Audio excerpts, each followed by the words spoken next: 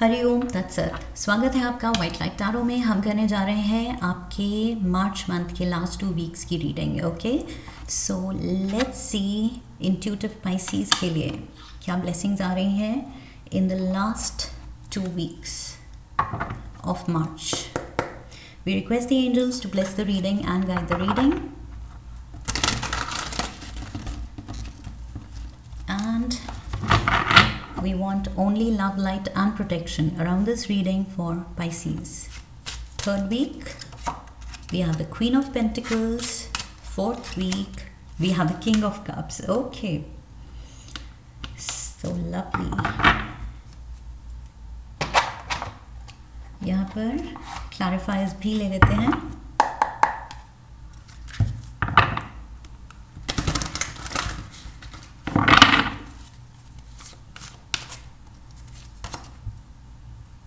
I feel queen and king जो है ये ऑपोजिट डायरेक्शन में फेसिंग है। ओके, ये एक दूसरे की तरफ नहीं देख रहे हैं।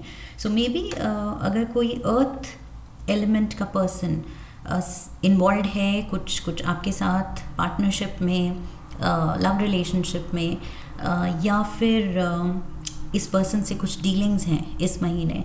सो आई फील कुछ थोड़ा सा डिफरेंस ऑफ ओपिनियन हो सकता है। Okay, you might not be on the same page. So आप फील करेंगे कि यस ये पर्सन मुझे नहीं समझ रहा, ये पर्सन फील करेगा कि आप उनको नहीं समझ रहे। Okay, we have the 10 of Ariel, 4 of Gabriel, we have the 10 of Michael. Yes, ये पार्टनरशिप हो सकती है। We have the 4 of Michael, 7 of Ariel and we have the 2 of Michael. Yes, ये जो भी पर्सन है Pisces, ये earth element का जो भी पर्सन है, स्पेशली फेमिनिन एनर्जी हो सकती है। Okay, it needn't be, it's just it's the queen. Okay, so इसलिए मैं उसको फीमेल कह रही हूँ, but it can be a male also with a strong feminine side to his nature, his personality. बहुत ज़्यादा ये पर्सन नर्चरिंग है, गिविंग है, जेनरस है, अंडरस्टैंडिंग है, बट आई फील किसी एक सिचुएशन में ये डेफिनेटली कुछ इससे कुछ डीलिंग्स हैं प्रॉपर्टी से रिलेटेड। मे बी इस पर्सन के थ्रू कुछ डीलिंग्स आप कर रहे हैं, या फिर ये एक्चुअल आपके पार्टनर हैं, क्योंकि 4 of Gabriel marriage and partnership भी दिखाता है। ओके, होम एंड फाउंडेशन भी दिखाता है। सो इसलिए मुझे प्रॉपर्टी से रिलेटेड भी लग रहा है कुछ लोगों के लिए, कुछ लोगों के लिए रिलेशनशिप लग रही है इस पर्सन के साथ। So yes, with the 10 of Ariel आप दोनों एक बहुत ही रिच, प्रॉस्परस, रिवॉर्डिंग लाइफ बना सकते हैं। ये आपको भी पता है, आप दोनों को पता है, बट इसके रास्ते में आई फील कुछ डिसीजंस को लेके कुछ कॉन्फ्लिक्ट हो सकती है, and you can feel like दूसरा पर्सन मेरी नहीं सुन रहा है, अनहर्ड या मिसअंडरस्टूड होने की फीलिंग आप दोनों की तरफ से आ सकती है। ओके, लाइक आई सेड, उनको फील हो सकता है कि आप अंडरस्टैंडिंग नहीं एक्ट कर रहे हैं, आपको फील होगा कि ये पर्सन मेरे को नहीं समझ रहा है या समझ रही है। सो ये दोनों तरफ से आई फील ये dejected and sad and hurt feeling मुझे दोनों ही तरफ से दिख रही है। ओके, सो यस, दोनों अपने अपने में खोए हुए हैं कि क्यों नहीं दूसरा समझ रहा है। इवन दो ये पार्टनरशिप बहुत स्ट्रॉन्ग लग रही है, लाइक आई सेड, आप बहुत दोनों के लिए एक बहुत रिच एंड रिवॉर्डिंग लाइफ आप बनाने के रास्ते में हैं, बहुत सॉलिड पार्टनरशिप के साथ। ओके, लेकिन बीच में कुछ हिकअप आ रहा है, थोड़ा सा ये रोड ब्लॉक आ रहा है। सो ये चैलेंज है जिसको ओवरकम करना है, वो अंडरस्टैंडिंग से डील करना है, थोड़ा ओपन माइंडेड होने की ज़रूरत है कि दूसरे का पॉइंट ऑफ व्यू भी शांति से सुन लें। ओके, सो यहाँ पर ये आप हैं, आप भी थोड़े सस्पिशियस हो रहे हैं, थोड़े सीक्रेटिव हो रहे हैं कि ये पर्सन मुझे नहीं समझ रहा, मेरी ऐसी फीलिंग्स हैं, ये मुझे पूछ भी नहीं रहा है कि मैं कैसा फील कर रहा हूँ या मैं कैसे फील कर रही हूँ। सो आपको अपने ग्रजेस हैं, इस पर्सन को अपने ग्रजेस हैं। सो यस, ये चीज़ सॉर्ट करने की ज़रूरत है। फोर ऑफ माइकल, इस चीज़ पे थोड़ा सा फोकस करने की ज़रूरत है, टाइम देने की ज़रूरत है. ये रिलेशन आपका time, energy, quality time, okay, not just time, quality time मांग रहा है, डिज़र्व करता है. एंड यस, आपको इसको जैसे आपने हैंडल की है ये सिचुएशन, इस पे गौर करने की ज़रूरत है कि कैसे और बेटर हैंडल हो सकता है.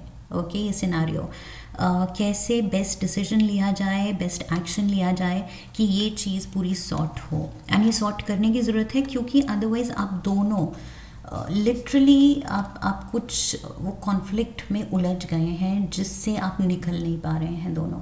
जब तक निकलेंगे नहीं एक वापस से वो लविंग फाउंडेशन रिलेशनशिप की आप नहीं फिगर आउट करेंगे, एंड तब तक आप एक हेल्दी प्रोग्रेस नहीं फील कर पाएंगे. आप यहीं पर अटके रह जाएंगे कि कोई किसी से नहीं बात कर रहा, कुछ कोल्ड वॉर चल रही है, मिसअंडरस्टैंडिंग चल रही है, एक दूसरे को सुनना नहीं है, समझना नहीं है, अवॉइड करना है.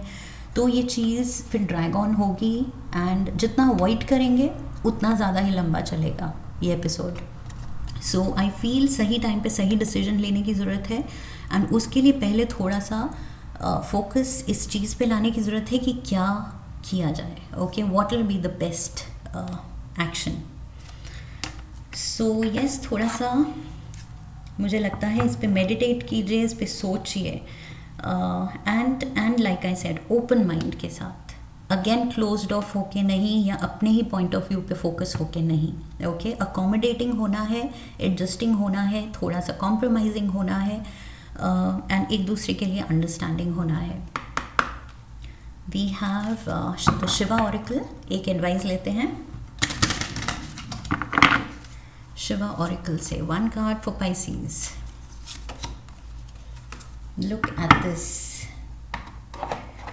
जैसे शिव जी ने यहाँ पर अपने भक्त को अपने एम्ब्रेस में लिया हुआ है, गले लगाया हुआ है, उसकी हर्ट वो फील कर सकते हैं. सो मैंने यहाँ क्या कहा था, अंडरस्टैंडिंग. ओके, वो कंपैशन, वो एम्पैथी जगाने की ज़रूरत है कि अपनी तकलीफ़, अपना जो आपकी ईगो हर्ट हुई है या आपकी सेंसिबिलिटीज़ हर्ट हुई हैं कि मेरे पार्टनर ने मुझे समझा नहीं या मुझे सुना नहीं, सो सेम चीज़ आपने भी उनके साथ की है. ओके, सो वो एम्पैथी जगाने की ज़रूरत है कि यस, मैंने भी तो कुछ गलत किया है.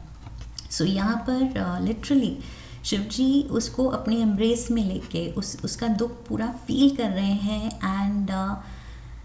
एंड बस there is that sense of calm, there is that sense of piece.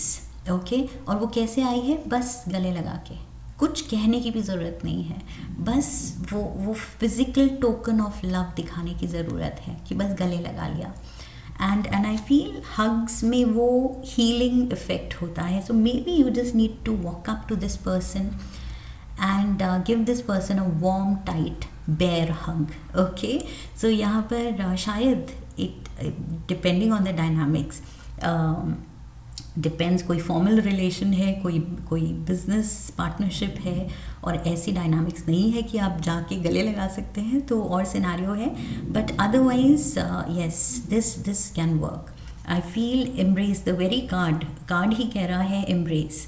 So forgiveness required है, पॉजिटिविटी रिक्वायर्ड है. ओके, एक दूसरे को फॉरगिव करने की ज़रूरत है, बिकॉज ये भी समझना है कि अगर दूसरे को आप माफ़ नहीं कर रहे हैं कि उसने मेरे साथ ऐसा किया, मेरे ही ग्रजेस हैं, तो दूसरे के भी ग्रजेस हैं आपके साथ, आपने भी कुछ गलत किया है. ओके, सो यहाँ पर इक्वल गलती है, इक्वल अकाउंटेबिलिटी है. सो यस, दोनों को इक्वल ही स्टैंड लेना है यहाँ पर. So forgiveness is required, understanding is required, because understanding आएगी तो अपने आप फॉरगिवनेस आ जाएगी, फॉरगिवनेस की ज़रूरत ही नहीं पड़ेगी, क्योंकि अंडरस्टैंडिंग ही सब कवर कर लेगी. आप एक दूसरे को समझ जाएंगे कि ओके, ये पर्सन इस पर्सपेक्टिव से ये कह रहा था, ओके, समझ लिया मैंने.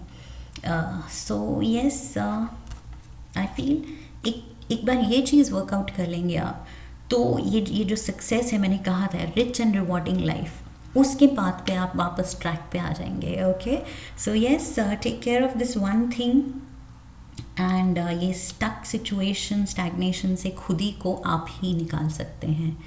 सो this is what I have for you Pisces. I hope इस रीडिंग में सही गाइडेंस दी है आपको. इफ़ यस तो चैनल को सब्सक्राइब कीजिए, वीडियो को लाइक कीजिए, शेयर कीजिए. Come back for the next reading, leave a comment for me, press the bell icon. So I wish you love and luck. फिर मिलेंगे. हरिओम तत्सत.